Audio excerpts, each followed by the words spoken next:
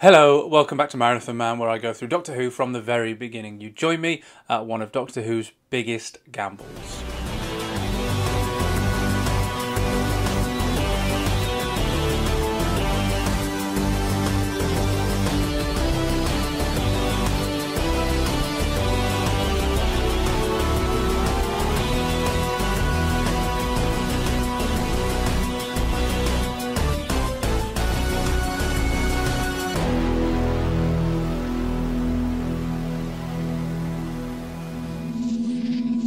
I began the Web Planet with utmost trepidation.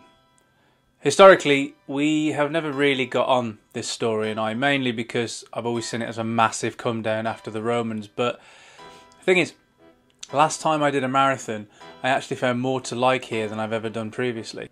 And this surprised me enormously. Now, I didn't think it was fantastic. I doubt I will ever have the luxury of thinking that about the Web Planet. But finding this one just okay was a great victory as far as I was concerned, especially as this is another one that has veered dangerously close in the past too. But given that I've just enjoyed the Romans, possibly more than I ever have before, I was very wary about how far I might fall when I started the Web Planet again. Its production values are what grant it its none too favourable reputation among those who dislike it, mainly because it puts itself in a position where it has to rely so heavily on them. Now, no question, this is an ambitious story for the team to attempt, but they went with it and we ended up with the Web Planet. Now, whether or not that's a good or a bad thing is entirely down to viewer discretion.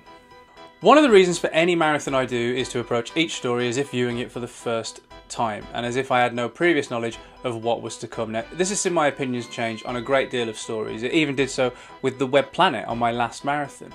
So I approached this viewing with an open mind as with the Sensorites, maybe this would yield another reevaluation and maybe even another improvement. Because the thing about those production values is this: contextually, they're fine. The people dressed as moths and ants are no worse than the morphos in the Keys of Marinus. But the problem this story has is the morphos in the Keys of Marinus had very little screen time, whereas here we have 6 whole episodes set entirely on Vortis. There is nowhere for the Web Planet to hide. As a result, Vortis is without doubt the most alien place we have visited in the show so far, and this comes with both boons and drawbacks. Now, the drawbacks are a heavy drag factor for the story as a whole, but last time my eyes were open to more of the boons than they had been before. In fact, on my last marathon, the thing that made me realise that I wasn't finding the Web Planet as stressful as I had done before is that halfway through I had stopped to catch up on class, which I hadn't got around to watching at that point, and I found myself willing it to finish so that I could get back to the Web Planet. So yes, safe to say that last time more of the benefits of the Web Planet presented themselves to me. It's just that this time I was sadly struggling to find many of them again. It begins very well with some decent scenes where we get to know Vicky a little better. Her finding the medicine primitive is a good touch and kicks off a lovely interchange between her and Barbara where they discuss the differences between their own times. Vicky not knowing what a classroom is and studying for as much as an hour a week, providing a glimpse into this future child's life. This also lets Jacqueline Hill show Barbara's lighter side. When she sarcastically suggests performing a primitive ritual, it shows what a great sense of humour the character has. When the story kicks off and Barbara is forced to leave the TARDIS and is led by her arm to a pool of acid, the stakes actually feel quite high, particularly when the TARDIS then vanishes. Now, obviously they're going to find it again, but when its disappearance is this good a cliffhanger, it makes me wonder why the show hadn't done it before this point. And the stakes at this point aren't just high, they're desperate. They knew where the TARDIS was in the Aztecs, they just couldn't get to it. Here, it's just gone. The Doctor screaming aloud for an answer is really disconcerting, especially when it's on such a starkly drawn alien landscape. This story could not be more different from its immediate predecessor. Now, I'm of the opinion that the Web Planet could lend itself very well being played for laughs, and the show is so confident in its ability to do historicals at this point that the Romans could have been just as good a story were it played entirely seriously. But they didn't do that, and they decided to play this one completely straight, which is to its detriment, I think, because it's the Web Planet's earnestness that will also come to affect its reputation.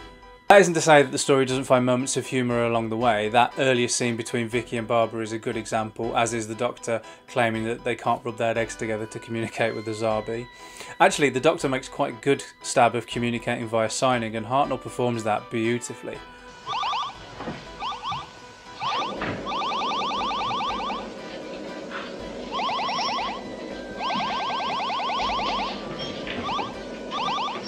The doctor's not getting through to them. While we're talking about the Doctor, I think it's safe to say that I have completely warmed to him by this point. Now, I've always been very impressed with the first Doctor. He's always been one of my favourites. But watching the episodes in order again, I think it's safe to say that he has won me over all over again. And, for the sake of balance, those production values do come in for some stick from our comfy 21st century high horses, but there are moments where those effects are successful. The Menoptera taking off don't look too bad to me. I buy it. Yeah, they're clearly people in woolly jumpers, but for a second they look like they can fly.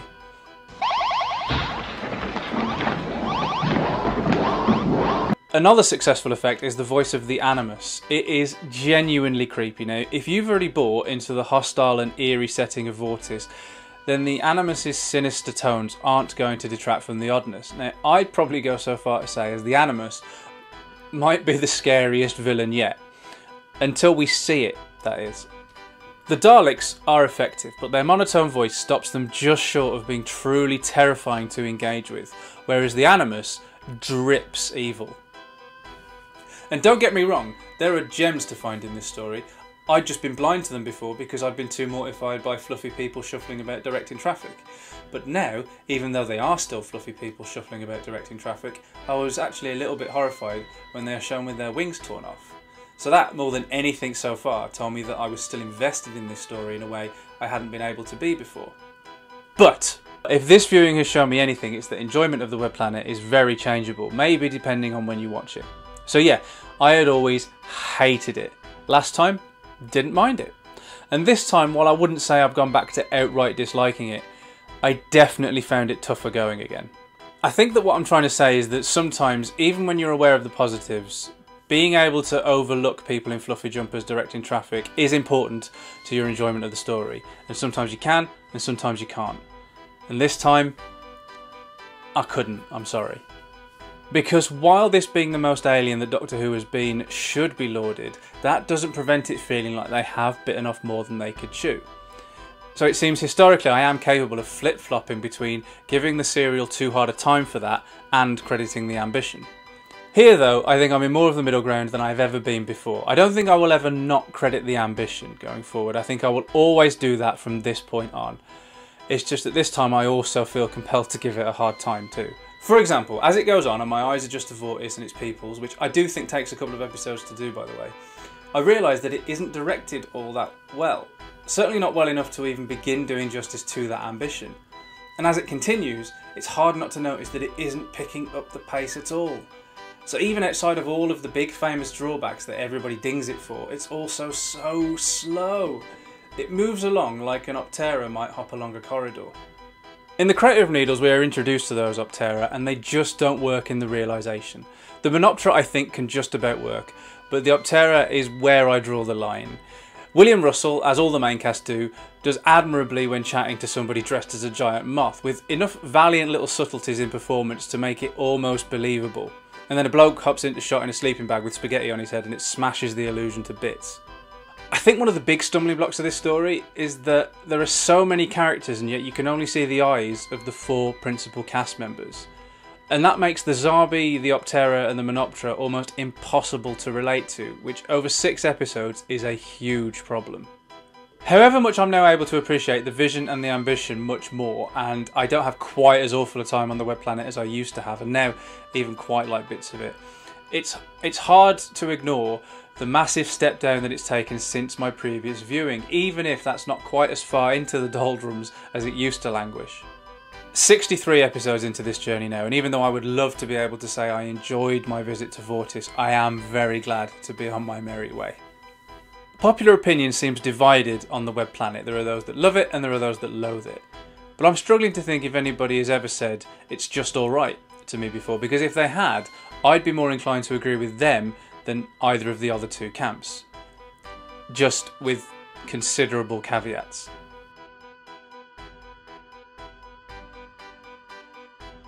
Either Come along, drop this hairdryer or whatever it is. Or You may not believe it, but you nearly ended up as lost property. And the same to you.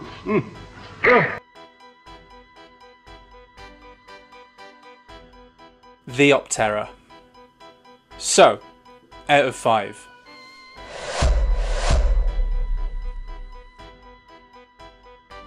That's the lowest score yet on the marathon. Last time I would have said it would have scraped a 3. This time it just misses out on the 3. As ever, thank you so much for watching. If you enjoyed this little trip to Vortis, please spread the word, give it a like. It helps the channel enormously and helps more people find it. And what are your thoughts on the web planet? Are you in the love it camp or firmly in the hate it brigade? Does the ambition outweigh the limitations, or are those limitations too big to ignore? Let me know in the comments below, and I'll see you back here soon for a rhythmically pleasing trip back in time. And if you don't want to miss that, why not hit the subscribe button and clang the cloister bell so you can meet me in 12th century Palestine. See you soon.